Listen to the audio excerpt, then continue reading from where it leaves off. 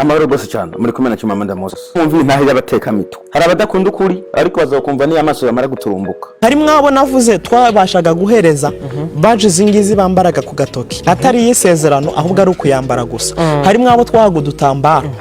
noneho abo ngabo twahaga dutambaro hari condition ntago ndi buzivugeho zose izo bagombaga gukora icambere muri byo babategekaga barababwira ngo we kugira ngo uzabijya kuri podium uzaburangije kuryamana n'umukobwa kandi uzajya kuri podium umugore wawe uzaja kuri podium utigeze woga na gato noneho uzaba uvuye kuryamana nawe numara yuza kuri podium niho imbaraga zawe zizakora cyane hariho naho babwiraga ati muri iyo badge wowe twaguhaye nimwe imbaraga zawe ziri nukuvuga ngo iri badge ifitemo imbaraga nyinshi ku buryo ayizanya akayiterera imbere y'igipangu cawe hagomba gupfamo umuntu iriya badge kindi cayo ayitereye mu ibarabara imodoka yose ije yibirangura ntabwo iharenga niyo mpamvu ibiri mu imbaraga nyinshi ashobora kuyizamura nk'uko igice cyose cy'imbere mwese mukikubita hasi byabihuje by'abana babadade bazavuga ngo uriko ababeshera niyo mpamvu twama tubabwira ufise kwizera ukagenda ntabwo ugwa hasi haba hari n'izindi mbaraga simvuze ko imbaraga z'Imana zitakora nk'uko nabyo byoshoboka zikaba zakora nk'uko ariko beshi muri ibyo nizo mbaraga bakoreshaga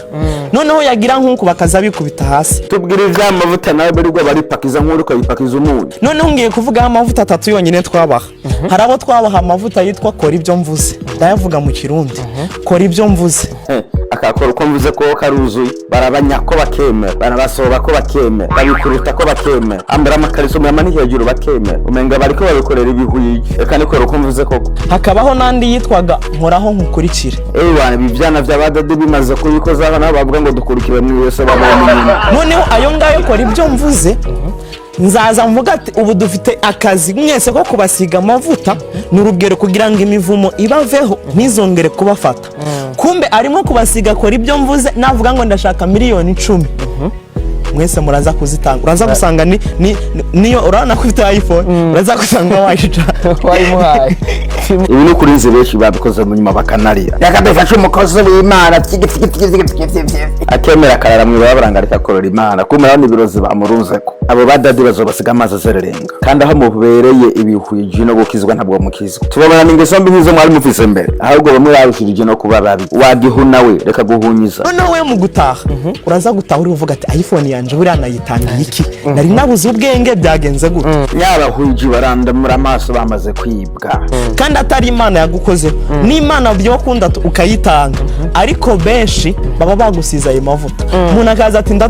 ndatanze iriya modoka yanje kumbe bagusiza kuri ibyo mvuze niyo mpamvu nimba dusenga Imana nimuzamwumva ngo ni umurimo wo kwagura ubwami bw'Imana muzawukore bitirinde ngo babasiga amavuta nahanurika abarokore si ngombwa yuko imitwe yanyu mugenda muyitega ngo bayishireho amavuta mutazi yo yavuze reka bakomeze gutega umutwe niyo wamara guhobagana niho bazohava benshi barimo kugendera mu byanditswe ngo uzegere ngo abatambyi ngo bagusiga amavuta ngo bagusengere ngo bagusiza amavuta n'ibiki ariko nibyari bikwiye yuko imitwe yacu tugenda tuyitega ngo bayisigeho amavuta yose tutazi yo yavuye marambona baza bamvimvya kamavya ngo ariko ngo bibiri yivuga ngo baharanira ko amazina yabo avugwa cyane kuruta uko hovugwa Yesu Kristo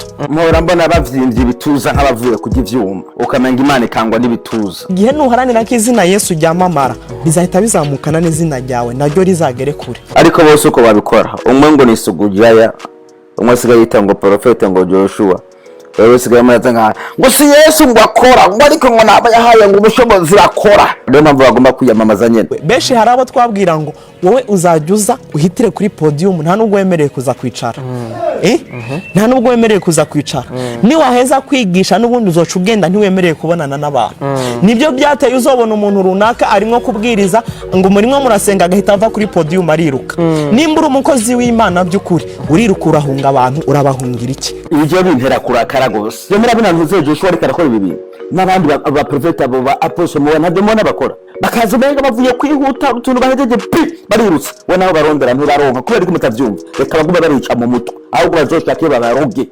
benshi batubona ariko baratanga bakabagira ama prophecy imbere y'abantu agacava kuri podium ahita akagenda no guhagarara akagenda no mukuza akaza yinjira ko agaca ahita agenda bamwe rero muri abo habaga harimo condition n'urugero bakubwiye ati uzaza kuri podium uvuye kuryamana n'umukobwa condition yabaga hari nuko atamuntu numwe aza kugukoraho canke ngo muramukanye kugira ngo imbaraga zawe ntizipfe aho nahereye ndabibabwira mukaguma muvyimbye imitwe nk'ibihori reka baze barabibabwira n'abandi siyo mpamvu mubona baza bivyimbishije ku protocole ariko none mu bisobanukirwa ngo n'ivyubahiro bagomba guha umukozi w'Imana